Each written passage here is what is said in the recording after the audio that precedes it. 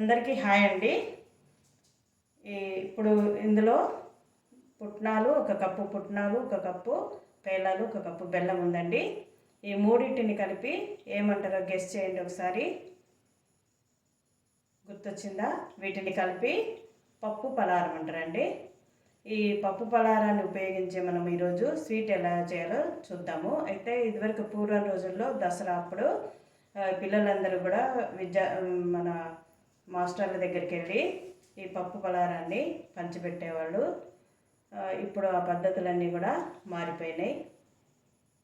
అయితే మనం ఈ మూడింటిని మన ఇంట్లో ఉండేటువంటి ఈ 3 వస్తువులతో స్వీట్ ఎలా చేయాలో చూపిస్తాను. దాన్ని పప్పు పలారం అంటారండి.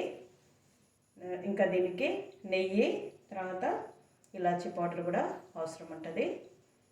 చేయటం కూడా చాలా ఈజీ. ఇప్పుడు ఎలా చేయాలో చూపిస్తాను. ఇప్పుడు ఈ పుట్నాలను తర్వాత పేలాలను విడివిడిగా మెత్తగా మిక్సీ చేసుకోవాలండి.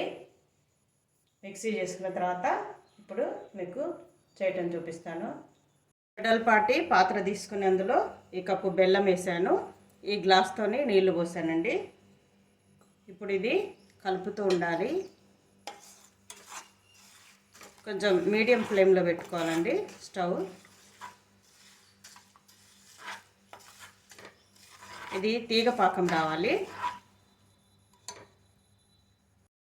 ఇప్పుడు బెల్లం కరిగిందండి. కొంచెం ఇట్లా తీగ పాకం వస్తే చాలు.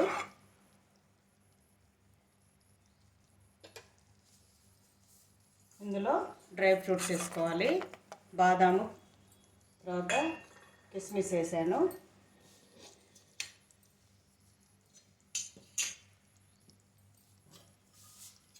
ఒక టేబుల్ స్పూన్ నెయ్యి వేసుకోవాలండి.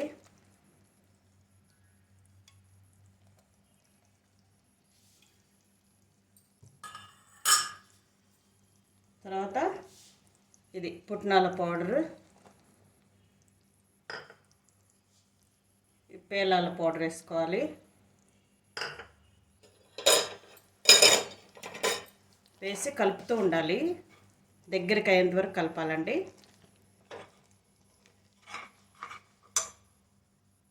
ఒకవేళ మరీ గట్టిగా అనిపిస్తే కొంచెం వాటర్ వేసుకోవచ్చండి.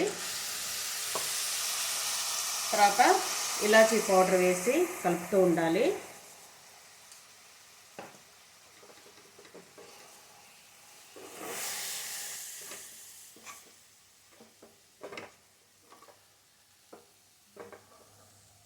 రెడీ అయిపోయిందండి. ఇప్పుడు దీన్ని నెయ్యి రాసిన పళ్ళెంలోకి తీసుకోవాలి. ఓకేనండి, పప్పు పలారం రెడీ అయిపోయింది. చేయటము చాలా ఈజీ. మన ఇంట్లో ఉండేటువంటి పదార్థాలతోనే చేసుకోవచ్చు. 5 నిమిషాలు అయిపోయింది కదండి. అప్పటికప్పుడు స్వీట్ కావాలనుకుంటే పిల్లలకు కూడా చేసి పెట్టచ్చు. ఇంకా పిల్లలు పెద్దలు ఎవరైనా తినొచ్చండి. ఇవి హెల్త్కి కూడా చాలా మంచిది. ఇందులో చాలా పోషకాలు ఉంటాయి, విటమిన్లు ఉంటాయి, ప్రోటీన్స్ ఉంటాయండి.